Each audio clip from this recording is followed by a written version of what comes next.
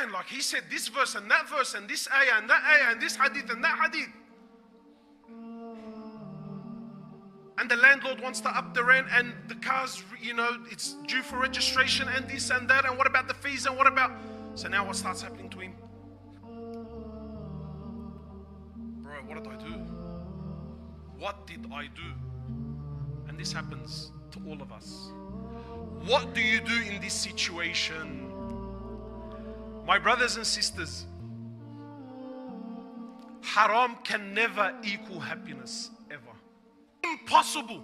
Allah Azza wa Jal has made it crystal clear that haram can never equal success, can never equal happiness.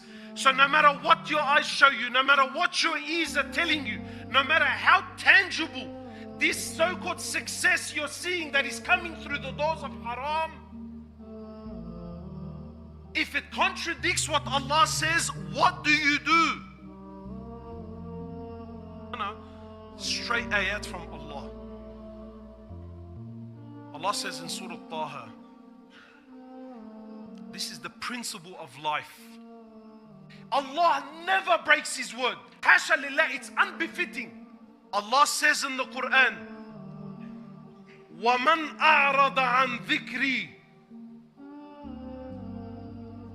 whosoever stays away from my deen, whosoever stays away from my remembrance, whosoever indulges in haram. This is Allah, not me.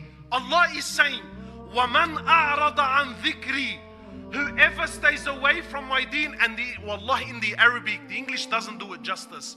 The word a'rad, how do you translate it?